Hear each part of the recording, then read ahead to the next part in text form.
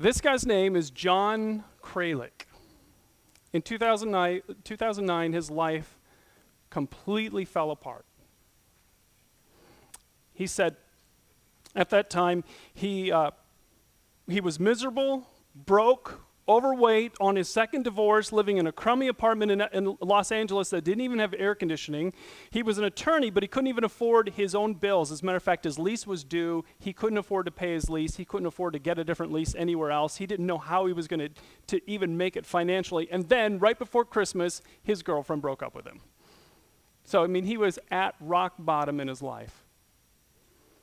And so he went out on a walk on New Year's Eve. He went out in the hills and he started walking around, and then he kind of had an epiphany. He thought, I bet my life would be better if instead of focusing on all the things I don't have in my life right now, I started focusing on all the things I do have in my life right now. Now, he also knew that he didn't exactly have the best willpower. And so he knew he needed some habit in his life that was going to make this habit really stick in his life. And so he made a commitment that for all of 2010, he was going to write one thank you note per day. One thank you note every single day, 365 thank you notes. And what he was stunned when he started this right away was how many things he actually had to be grateful for. He was so surprised. Matter of fact, after the year, and he didn't hit 365, he actually took him a little bit longer than a year, but not much longer. He turned it into a book. A simple act of gratitude. You like to read? You want to pick up a really inspirational little book? A simple act of gratitude. It's his letters. And look at the subtitle, How Learning to Say Thank You Changed My Life. As he developed the habit of being grateful and thankful, it changed his life. How learning to say thank you changed my life. Here's a little bit of what he said, and I wanted you to see this with me. So, it took a little more than a year, but by the time I'd written the 365 thank you notes I set out to write, my life had been transformed in ways I could not have expected. As I saw my children and friends and coworkers and acquaintances, and even my barista had blessed my life, and as I acknowledged their impact by writing to them, my blessings seemed to multiply. When I was grateful for clients paying their bills, they paid faster. And when I thanked lawyers for referring clients to me, they referred more. The benefits were not just economic, as my barista later told a reporter who came to ask about the note I wrote her. So when I saw this, I realized that what I do really counts. That's what the barista said. When I saw this note, I realized that what I do really counts. He said, by showing others how their lives had meaning in mine, I found them reflecting back to me that my life also had meaning in theirs. I gained an overall sense of peace, a belief that my life was and had been a good life. And the change did not happen overnight. That note to that barista that he was referring to was note number 260. On and on he went about how his whole life changed when he developed a grateful focus versus the focus that we so often tend to have in America, which is more of a complaining focus. The reality is, and I hope by the time this message is over today, what you realize that you and I have a tremendous power inside us today. We all have it. And it is the power of gratitude to change our lives and the lives of people around us. It is extremely powerful. It is gratitude and thankfulness is one of the most often commanded and ignored commands in the Bible. Over and over again, we see verses like this in the Bible. Give thanks to the Lord, for he is good. His faithful love, it endures forever. So we are commanded, look at those first 5 words, give thanks to the Lord. Over and over again, God commands us to give thanks, give thanks, give thanks. Now, I say this all the time. God never gives a command without a reason. If he commands us to do something, it's because there's a reason for it. So God has commanded us repeatedly to be thankful, and there's a reason for it. It is such an important reason. It is going to change your life. Some of you, this is the thing in 2020 that's going to change your life if you will do this. If you will add gratitude as a part of your ongoing life from this day forward, it can change your life in ways that you can't even imagine, but I want to show you today. So I'm really grateful that you're here today. And I want to ask you to open up your program and take out the notes that you'll find inside. Grab a pen. There are some things you're going to write down as we get into this today because it's such an important subject. And welcome to those of you who are watching on YouTube and also to those of you who tuned in on our website, pennychurch.life. We're glad that you're there as well. So on YouTube, right in the description section on the notes. You're welcome to snag those, open them up, and let's jump right into this. Because here's what I want to say. The first thing is, obviously, if you're going to develop a grateful attitude, you got to understand just how powerful gratitude really is. This is the first thing. You got to understand just how powerful gratitude actually is. And I think this is something we take for granted. I think our daily lives prove how little we understand about that sentence. Let me show you again what the Bible says. Look at this verse. Always giving thanks to God the Father for most of the things in our life. In the name of our Lord Jesus Christ. It doesn't say that, does it? Look at those two words. Always giving thanks to God for everything. Now, anyone want to claim that?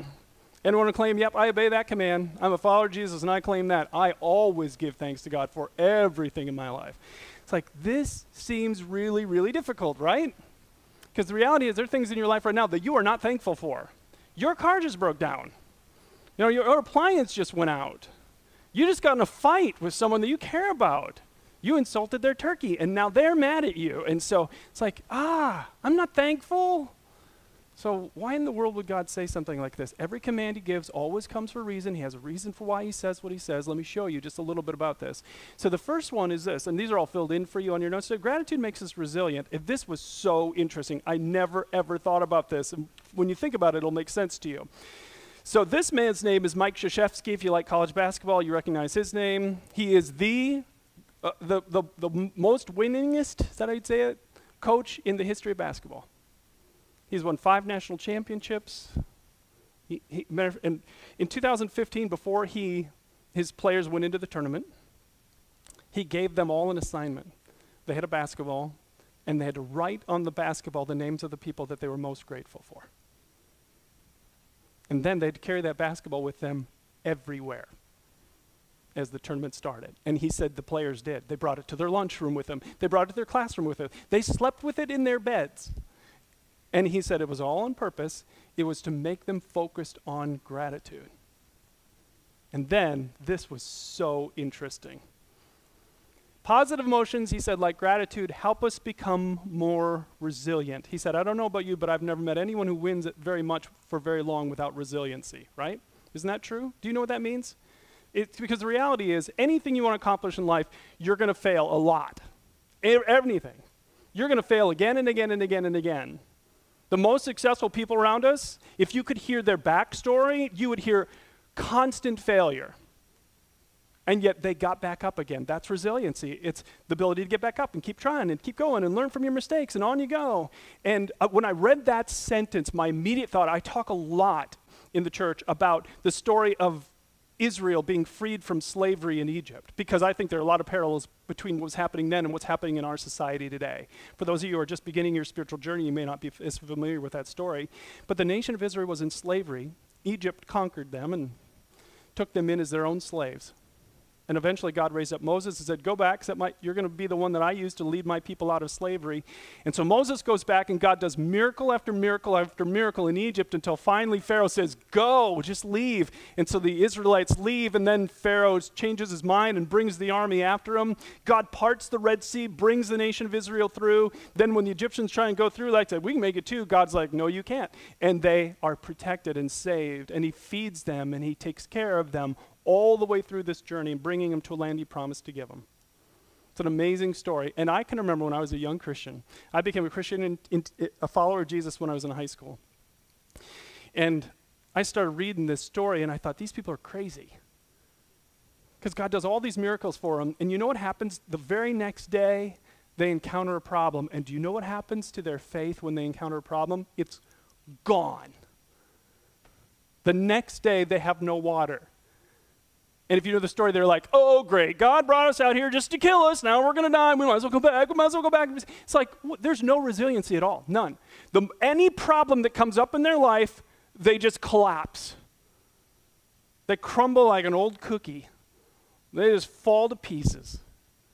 And you read the story, you're like, what's wrong with these people? And then when I read that sentence, like, oh, if you read the story, they are not grateful. There's no gratitude or thankfulness. In the moment, there's a little bit and then they move on, but there is no repeated pattern of gratitude, and so the result is they are not resilient. The moment a problem comes up, they fall to pieces. And then, if you haven't been paying attention in our world today, there are a lot of similarities at what's happening with this generation that's coming up now. There are a lot of articles being written about why are we not raising resilient kids?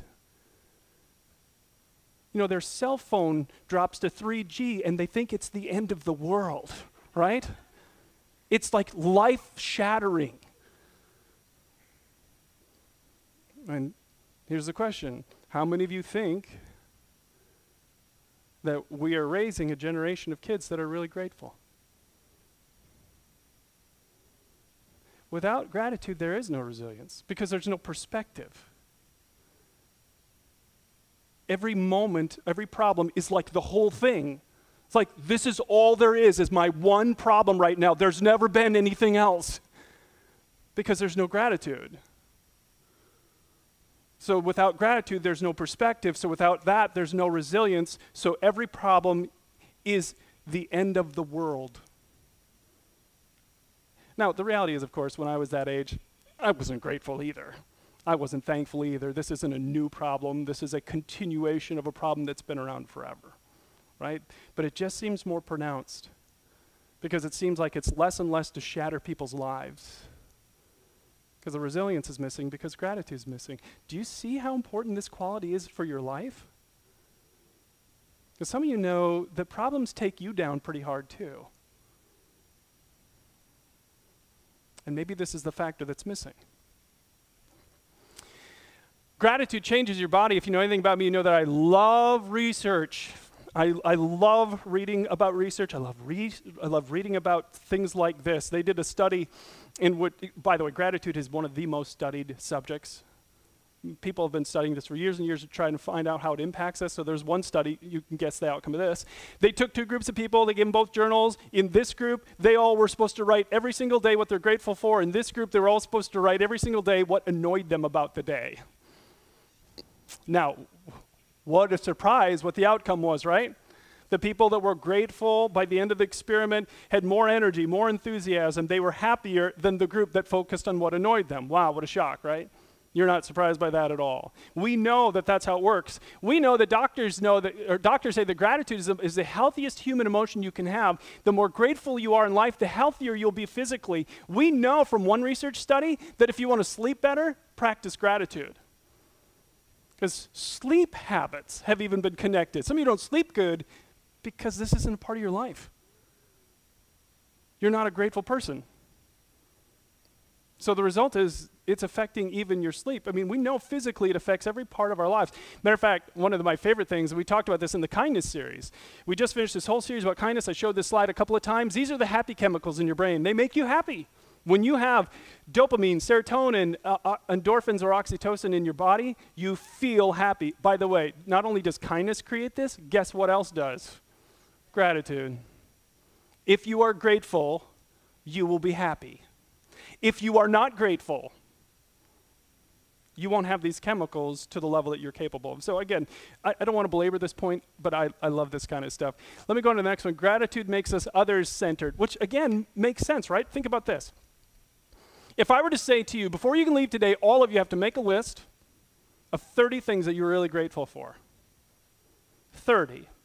So not a couple, 30. For you to do that, you're going to have to really start thinking, and eventually you're going to come across somebody that you're really grateful for. You might be sitting here initially thinking, oh, I'm grateful for my job, I'm grateful for my money, I'm grateful for my, but eventually you're going to say, you know what, I'm grateful for my mom. My mom's my hero. You know what I'm grateful for? I'm grateful for my spouse. They really, really take care of me. You know what I'm grateful for? I'm grateful for my friend. I'm grateful for you'll eventually come across a person that you're grateful for. Gratitude naturally turns us outward. It naturally makes us start thinking about other people around us. It makes us other-centered. Now, here's my question. Are relationships better when we're self-centered or other-centered? Right? Profound, right? When you're grateful, your relationships get better. That guy who wrote 365 thank you notes, in 1 year, do you think his relationships got better? His business got better. His relationships got better. Everything gets better because gratitude turns you towards away from yourself. And that's just better for our relationships. Gratitude counteracts materialism, which doesn't sound like a big deal, but the reality is at this time of the year, this is really important because so much of what you're going to see on TV for the next month is all about how your life could be so much better if only you had this. If only you had more, your life would be better. And that, of course, is not true because here's the reality. You know what the number one feeling that kids are going to feel right after they open their presents, a few hours after they open their presents, right? They're going to feel bored and they're going to feel disappointed because more isn't better. More is just more. Learning to be content in this world, that doesn't happen by accumulating more stuff. There's not a point of contentment that comes with, good, now I have this much stuff and now I'm content. It never happens. It comes through gratitude. And I was reminded of this in a great way. There is this woman who blogs, and she one day put a picture of herself in her kitchen in her blog. And the result was unexpected because so many of the people who follow her blog began to write to her about the state of her kitchen. And they're like, you know what? Your appliances don't match. And you know what? Your countertop, it looks really dated. And your kitchen flooring, that tile has really been out of style for a while. And so they started giving her feedback like this. And it was all helpful, helpful tips on how to make her kitchen better. And so she started feeling like, my goodness, what's wrong with me? Maybe we do need to go into debt and remodel our entire kitchen because that's what I need. And then she laid down and in her mind, all of a sudden she realized, this is so stupid. 1 minute ago, I was happy with my kitchen and now I'm not. So the next morning, this is what she blogged. This is fantastic. She woke up the next morning, she said, I went into my kitchen wearing fresh perspectacles. Fresh perspectacles. And she put this on her blog. She said, I have a refrigerator. She said, this thing magically makes food cold. I'm pretty sure in the olden days, frontiers women had to drink warm Diet Coke. Sweet Jesus, she said, thank you, precious kitchen. And then she opened the fridge, and she said, inside my fridge is food, healthy food that so many parents would give anything to be able to give to their kids. Almost 16,000 babies die every day from malnutrition. Not mine. When this food runs out, I'll jump in my car, go and get more. It's ludicrous, really. It's like my family hits the lottery every freaking morning. And then she said, look at this, my sink. This crazy thing is a water faucet. I pull the lever and clean water pours out every time, day or night. 780 million people worldwide lack access to clean water. Mamas everywhere spend their entire day walking miles to and from the well just for a single bucket of this. And I have it right here at my fingertips. I'm almost embarrassed to say that we also have one of these in each of our 2 bathrooms. And one in the front yard with which we wash our feet. We use clean drinking water to wash our feet. Holy bounty. And then she put this up. This magical box, in which I put uncooked stuff, push some buttons, and a minute later pull out cooked stuff. It's like the Jetsons. And this. Let's take a moment of reverent silence because this machine is the reason all of my little children are still alive. It turns magic beans into a life-saving nectar of the gods every morning on a timer. And on she went, going through her kitchen, and then she said, but in the spirit of what you've been saying, she said, I do have a kitchen makeover ready for you all today. So she said, all right, ready for the big reveal? Here's my kitchen before, and here's my kitchen after. Ba-bam! Extreme home makeover. My kitchen is beautiful because it's full of beauty. And so is yours. She said, today I shall keep my perspectacles super glued to my face, and I will feel insanely grateful instead of lacking. I will look at my home and my people and my body and say, thank you, thank you, thank you, thank you, thank you. This is all more than good enough, all of it. Now let us turn our focus outward and onward and outward. There's work to be done and joy to be had. Isn't that great? Isn't she right? You think you remodeling your kitchen is going to make you content? It's like, now I've done it. Now I will never need to do that again. No, it never will. Gratitude makes what you have enough. Gratitude makes what you have enough. It makes you content. And without it, you aren't content. Are we a content nation? Are we a grateful nation? Are you? Would you define yourself as a content person today? Finally, the last one that I want to talk about is gratitude honors God, because what it does, it keeps me focused directly on him. My gratitude is aimed toward the God who has allowed me to have so much in this world. I love this verse. It says, "The Lord is my strength and shield." I love this sentence. I trust him with all my heart. And it's because he helps me. And so my heart is filled with joy, and I burst out in songs of thanksgiving. Have you ever done that? Have you ever just been so overwhelmed with joy that you burst out in praise to God? Have you ever been so grateful and lived with so much gratitude that you could not hold it in?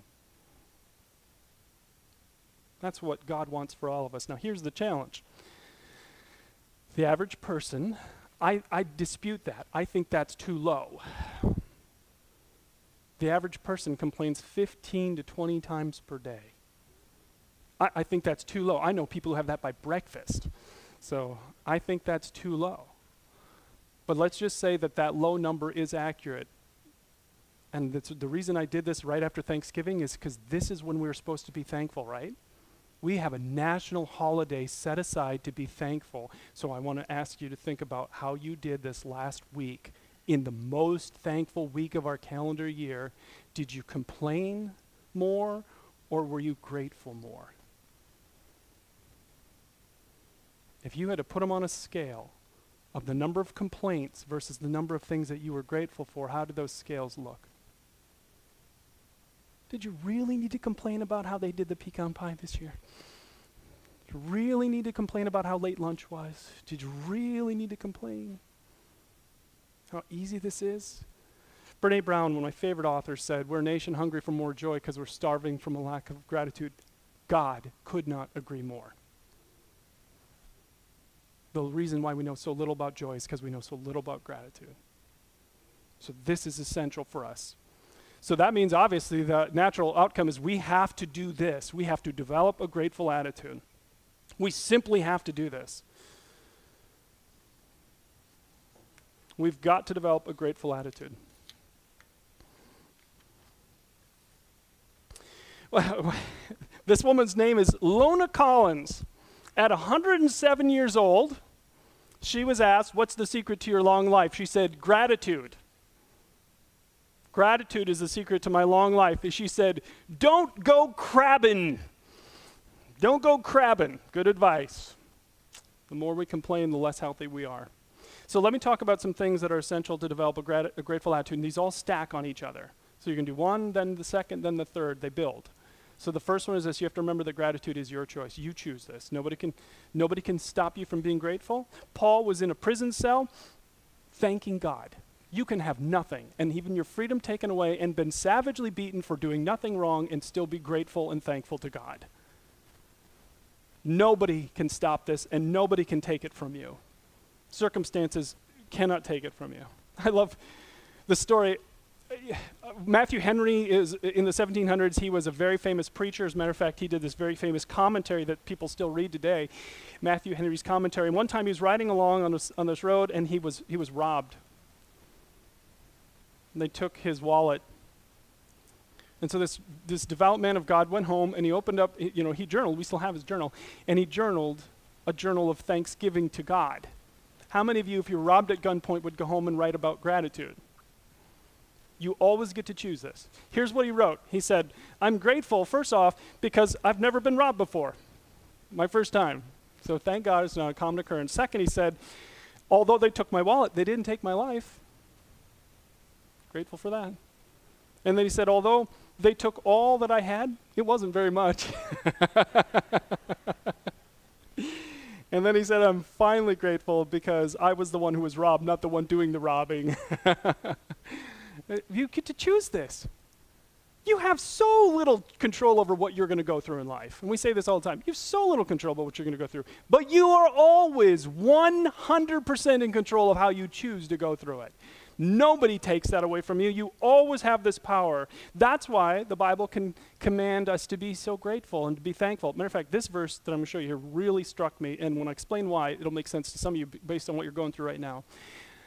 In the psalmist, he said, I want you to offer sacrifices of thanksgiving and sing joyfully about his glorious acts. Now, when this verse was written, they still had a temple on earth in Israel, and they had to bring regular sacrifices to the temple. So they had to bring animals and make sacrifices to God. And he said, listen, I don't want you to bring an animal sacrifice right now. I want you to make a sacrifice of thanks to God.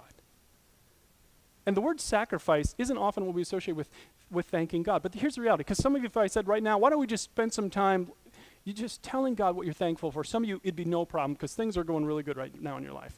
And you are very grateful to God for how your family's doing, how your life is going, how your career's going, how your finances are going. You are very grateful and have a lot to be grateful for. But some of you, if I asked that same question, you would be hard-pressed to do it right now because you're in pain and things aren't going the way you want them to be going, and you really are hurting today. And that's where that word sacrifice comes in.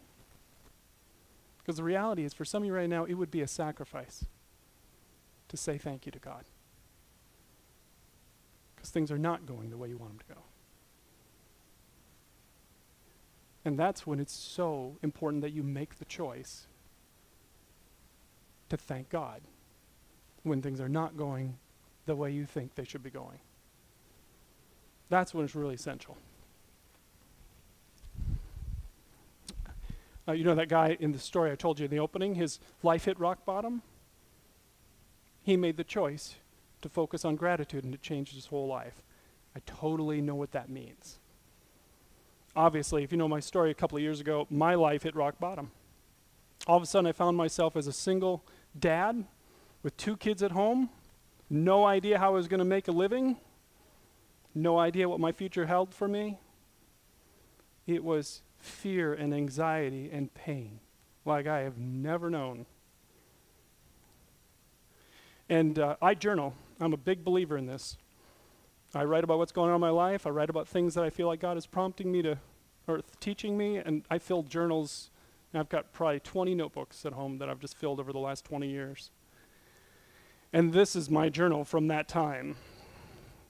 And there is a lot of pain in these pages. When I started writing this message, though, and I got to this point, I knew exactly what page I would be turning to. I knew exactly. Because this was the day that if you talk about the healing that took place in my life and how I went from where I was to where I am today, this was, I believe, one of the key turning moments in my whole life. On this day, for whatever reason, I sat down and I opened up a new page in my journal, and at the top I wrote, my blessings list. I made a list of what I'm grateful for. And if you see, I never even finished the page. I took my time, I wrote about these, there's just one sentences, but they are, the sentence encompasses so much more than just a few words. Each are significant moments in my life where God was with me and God came through for me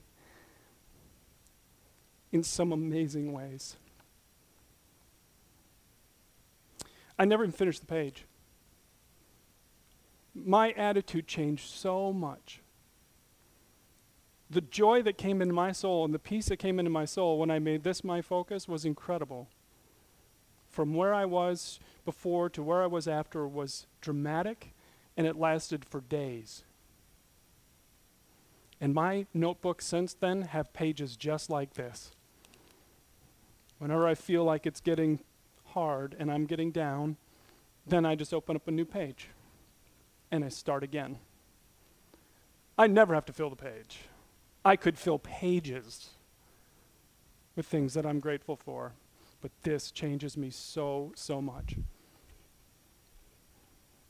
Are you clear about the fact that gratitude is your choice? Are you clear about that? Your grateful attitude has nothing to do with circumstances. Nothing.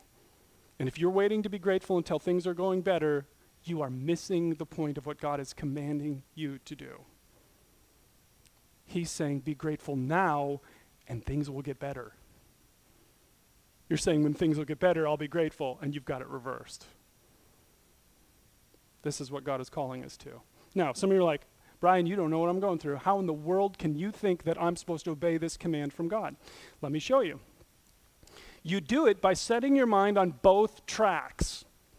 Now, you won't understand what that means yet. That's okay, I'll explain it. You set your mind on both tracks. And again, let me just show you the height of the challenge that God puts on us. Look at this. Be thankful. Look at those words, the next three words. In all circumstances. Are you thankful in all your circumstances of life today? Are you? Are you thankful in all of them? He says, you can trust me. I'm with you. I will bring good out of everything. So I want you to express your faith in me by thanking me. And so thank him in all the circumstances. Sometimes his commands in the Bible seem so hard to do.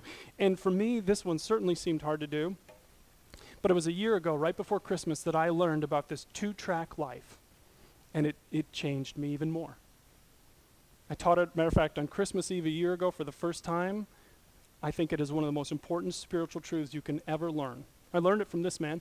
His name is Rick Warren, pastors one of the largest churches in the world. His book, The Purpose-Driven Life, made him an instant millionaire. So much money that he gave all of the money he'd ever been paid to his church back to his church, and he works for free because he doesn't need it. And in the middle of all of this financial success and things going so well, his wife, Kay, was diagnosed with breast cancer and an aggressive kind. And they didn't know if she was going to make it. And that's when he wrote this. He said, I used to think that life was hills and valleys. Some of you think this. You're just in a valley right now. That's what you're in. But it'll come get better. You'll be up on a hill. He said, that's what I used to think. Back and forth, he said, I don't believe that anymore. He said, rather than life being hills and valleys, I believe that it's kind of like 2 rails on a railroad track. This is so important that you understand this. You have to shift the way you think about this. At all times, you have something good, and at all times, you have something bad in your life. At all times. It's never all bad. It's never all good.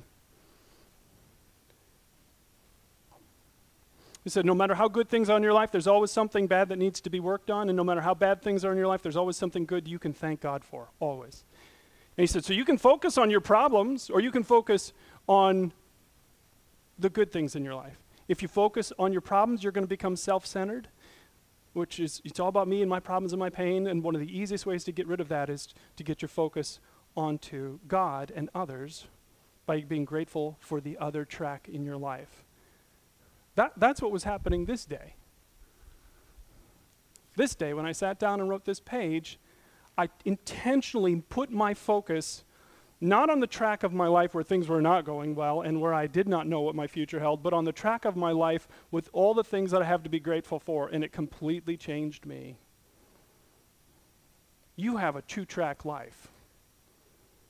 You have not a 1. Some of you are living and acting and complaining as if you only have a 1-track life. You don't. Never did. You have a 2-track life. And it doesn't mean we ignore the pain in our life, not at all. It doesn't mean we just pretend like everything's fine. It's not. But here's what I learned. You can grieve the losses in your life and have joy at the same time. Did you know you could have that? You can be sad and filled with joy. Some of you, that doesn't even make sense. It's because you're so used to having a 1-track life, and you don't have a 1-track life. You have a 2-track life. Does that make sense? You get that? Some of you came in here today, and all that's in your mind is all that's going wrong. All that you don't like about your spouse. All that you don't like about your career. All that you don't like about your home or your appearance. And the reality is God has brought you in for me to say to you, you got 2 tracks. You have another track, and if you focus on that other track because it's your choice and you can, it will change you. Now, none of this works. Let me just tell you this, unless you do this, okay? Everything I've said will fail you unless you do this one. Everything I've said will fail you. Because I'll tell you what the surest way to get frustrated with this whole subject is to walk out here and go like, well, you know, that Brian guy said we need to be more grateful, and so I'm going to, well, thanks, honey, for, you made me food this week. Thanks a lot. And you do one day of thankfulness. How would you respond to somebody who comes up to you and they're really unhealthy and the doctors gave them the speech? It's like, you lose weight or you're going to die. And they're like, well, the doctors, I tried exercise. It just doesn't work at all. Last year, I did a push-up. It just doesn't work. Look, right? What are you going to, in your mind, you're going to think, you are a ding-dong. You can't just do one thing like that one day and expect to get healthier, right? We would all immediately go, right? Same thing with gratitude. If you think that hearing a message about gratitude and then being grateful for 24 hours, if you can hold it on that long, is going to change your life, it will not. And that's not what God is asking. God is asking us to fundamentally alter our life. That guy that I told you about at the beginning, his life changed, not because he was grateful for one day and wrote one thank you note. He wrote 365 and retrained his brain to see what he had to be grateful for, the other track. In the middle of everything going wrong, it wasn't all going wrong. He had another track. He just wasn't paying attention to it. The habit is what will change your life. That's what I want you to hear. The habit is what will change your life. You have to get in the habit of doing this. So when I was a new Christian, I became a Christian in high school. My mom became a Christian at the same time. And so many of the things that I learned and still even practice in my life today, my mom taught me. One of the first things my mom taught me was about the importance of being grateful. So she knew me. I was a typical American teenage boy. I wasn't grateful for anything. Matter of fact, even hearing her words didn't impact me till I went to India and lived a summer in India, and then all of a sudden I saw all that we have to be grateful for. Really reshaped my values. So I made a determination at a young age that I wanted to be a grateful person. And so I have this in my note. In same time I journal, I have pages in here where I write down the things I'm praying about. And in here, I have a section where it reminds me to thank God for 10 things from the last 24 hours. So when I get to this part in my prayer notebook, I stop and I think about the last 24 hours and I try and thank God for 10 things from the last 24 hours. In 20 years of doing that, I have never gotten stuck. Never. In 20 years of doing that, I never even get close to getting stuck. I can rattle off 10 things so fast from the last 24 hours that I have to be grateful for. Last night, my company gave us tickets to go watch the Badger hockey game. And we got to go to the suite and sit in the suite and eat all this crazy food and watch this incredible game, and they came from behind 2-0 to win 3-2 in the third period. It was so much fun, and we didn't get snowed out and freezing rained out. I mean, I could go on, and that's just one moment from yesterday in the last 24 hours. I have so much to be grateful for. This has been a habit in my life for 20 years. Do you want to know why that one page made such an impact in my life? Because some of you are like, you're going to go and write one page. It's not going to do it. For 20 years, gratitude has been how I've been living. So I just returned to a habit that I've always had. And when I tapped into the gratitude, the grateful attitude that I already had developed from 20 years of this habit, it just unleashed pure joy. Because it got my focus off of me. Got it back on God and back on the people that I'm so grateful for. I know what it's like, I'm telling you right now, to live with gratitude is so much more fun. Complaining is no fun and does no good and leads nowhere positive. But when you develop a grateful attitude, it is more joy than you can handle. This last week, Thanksgiving morning, I was at my daughter's, and they had a room for me, and so I was in my room, and I woke up really early, and nobody else was awake yet, and so I sat down, and I just was overwhelmed with gratitude for so many people in my life. And so I had my phone, and I opened up my phone, and I started typing grateful notes. And then I wrote one, and then I'm like, well, I want to say how grateful I am for this person. So I wrote another one. I wrote 20 of them on my phone, just typing, and it was early in the morning, so I couldn't send it because I didn't want to wake them up at 5:30 in the morning saying, hey, I'm grateful for you. They're like, yeah, don't send me that at 5:30. I'm not grateful. So I waited, but I'm telling you, the emotion that I felt and the joy that I felt, I mean, I got a lot of notes back thanking me, but there is nothing like the joy that I felt just writing it out, to tell them how grateful I was for all of them in my life. The grateful life is so much better than the other life. The joy is found at the end of being grateful. So I want to ask you again, are you a grateful person? Are you a grateful person? Is gratitude a habit in your life, or just something occasionally you think about? You cannot have joy apart from this. If you follow Jesus, is a really big deal. If you follow Jesus, he has commanded this again and again and again and again in the Bible. He said, I want you to be grateful, and I want to ask you, are you obeying his command? Are you grateful and thankful in all circumstances? Do you keep your mind on the two-track way of living? Or did you walk in here this morning really only focused on the one track? And where are you at today? You have to pick some idea. Some of you really know you need to work on it, and you need to get a box of thank you cards on the way home. Don't go home. Go to a store, get the biggest box they have, and you make it your goal. One of the things, I love this now, okay? It was no trouble to spend an hour writing thank you notes on Thursday morning, really thinking through all the things I was grateful for. It was pure joy. And as I was prepping this, I'm like, I want to do this at work, because work is the least grateful place, right? Gratitude doesn't happen very often there. I'm like, as I was prepping this morning, I'm like, I want to do this at work. I want to write, for Christmas, I want to write 20 thank you notes where I express my gratitude to the people I work with. There are a lot of people I'm very grateful for. And I'm going to put little gifts in. I was planning it all this morning. It is just pure joy to do that. You can develop an attitude like that where this is just so exciting for you. You got to pick what you're going to do, though. What will you do to make this a habit in your life? I read about one man, every morning when his alarm gets off, he puts his feet over the side of the bed and sits up so he doesn't fall asleep. And before he gets out of bed, he thanks God for 10 things from the last day and starts his day with gratitude. I know somebody, when they drive to work, they don't put the radio on. They keep it off, and their first 5 minutes of their drive, they thank God. I know families that when they get together for their evening meal, they start with gratitude. What are we most grateful for as a family? It doesn't matter what the habit is. The point is that you need your habit. Do you have a habit? Let me have you bow your heads as we finish today. If you're just here with us exploring God, oh man, I can never tell you how grateful I am to this God of love.